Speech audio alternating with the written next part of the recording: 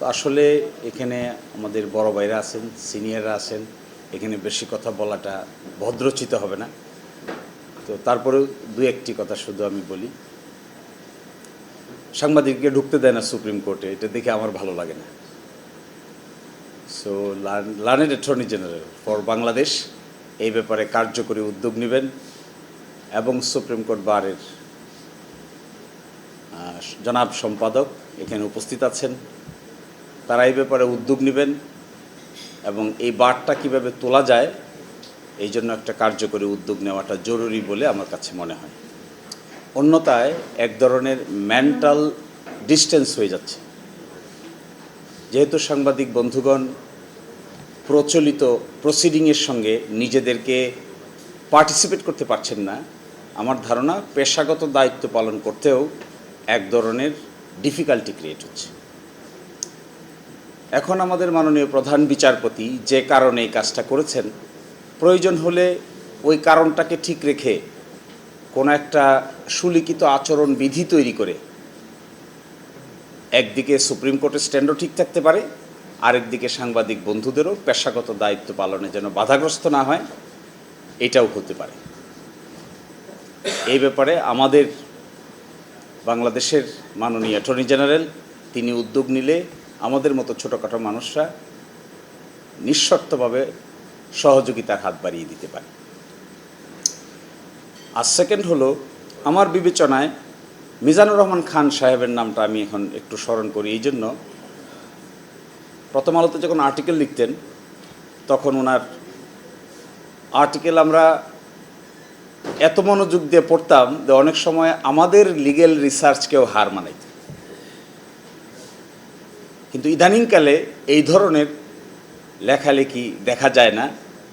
তা we expect from you যে আপনাদের মধ্য থেকে এই ধরনের কর্মকাণ্ডে আপনারা অগ্রসর হবেন, যেন আমাদের জন্য আই ওপেনিং হয়। আমি এটাও দেখেছি এমন লিগ্যাল ইস্যু যেগুলো সুপ্রিম কোর্ট এবং সিনিয়র আইনজীবীরাও আনসার দিতে সময় নিতেন, কিন্তু মিজানুর রহমান খান সাহেব এতটুকু সময় দেওয়ার আগেই একটা আর্টিকেল লিখতেন।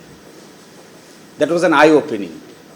মতি মাতবরের কেসে আমার মনে আছে, মতি মাতবর নামে একটা লোক ছিল যেখানে হাইকোর্ট ডিভিশন তাকে প্রবেশন দিয়েছিল।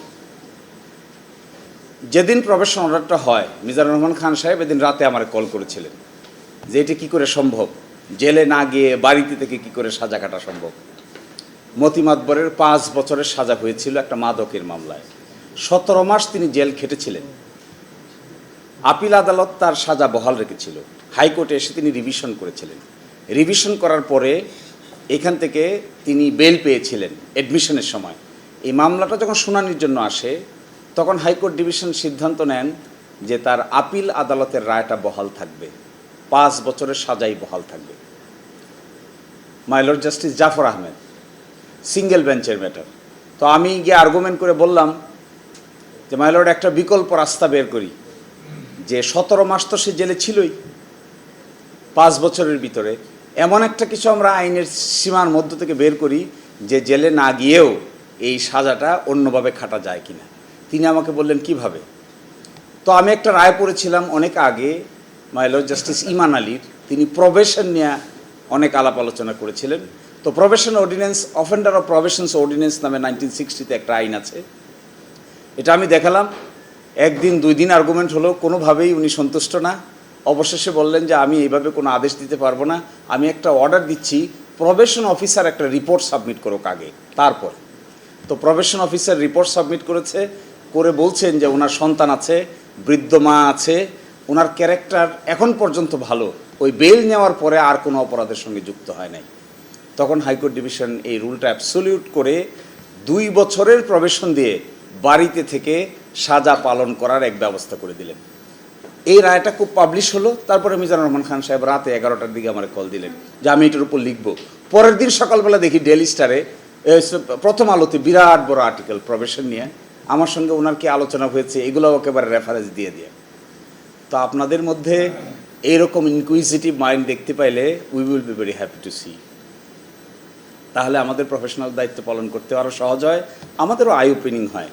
আমরা উকিল যারা আছি আমাদের চাইতেও অনেক ভালো লিগ্যাল আন্ডারস্ট্যান্ডিংয়ের জার্নালিস্ট এই জগতে আছে। তো আমি দেখেছি আছে, পৃথিবীর বিভিন্ন জায়গায় আছে, ইংল্যান্ডে আমেরিকায় আছে। বুদ্ধা জার্নালিস্টদেরকে অনেক সময় তাদের রিসার্চের কারণে লয়াররাও তাদের কাছ থেকে শিক্ষা অর্জন করে। That would be the ultimate scenario professionally.